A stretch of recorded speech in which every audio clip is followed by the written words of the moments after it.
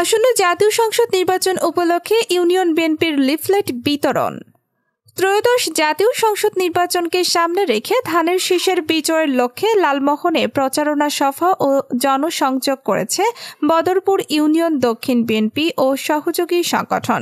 শুক্রবার ৩১ অক্টোবর বদরপুরের সাতবাড়িয়া, নবীনগর ও sluice gate বাজার এলাকায় তারেক রহমানের ঘোষিত ৩১ দফা রাষ্ট্র সংস্কার কর্মসূচি বাস্তবায়নের আহ্বান জানিয়ে লিফলেট বিতরণ ও জনসংযোগ করা হয়।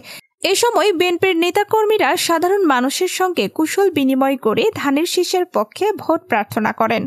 জনসংযোগকালে উপস্থিত ছিলেন বদরপুর ইউনিয়ন দক্ষিণ বিএনপির সভাপতি মাহবুবুর রহমান মারুফ, সিনিয়র সহসভাপতি সাব্বির মাতাব্বর, সাধারণ সম্পাদক জসিম উদ্দিন মেম্বার, যুবদলের সভাপতি আনোয়ার হোসেন জমাদার, স্বেচ্ছাসেবক দলের সভাপতি হুমায়ুন কবির আজাদ, সাধারণ সম্পাদক আকবর হোসেন মাতাব্বর, ওলামা দলের সভাপতি হাফেজ মোহাম্মদ জুয়েল, কৃষক দলের সভাপতি কামরুল ইসলাম, সাধারণ সম্পাদক খোকন কাজী, সাংগঠনিক সম্পাদক মোহাম্মদ হারুন, সাবেক ছাত্রদলের যুগ্ম আহ্বায়ক আফসার উদ্দিন, মৎস্যজীবী দলের সভাপতি কবির হোসেন, ৯ নং ওয়ার্ড বিএনপির সভাপতি মনির হোসেন সহ স্থানীয় বিভিন্ন স্তরের নেতাকর্মীরা।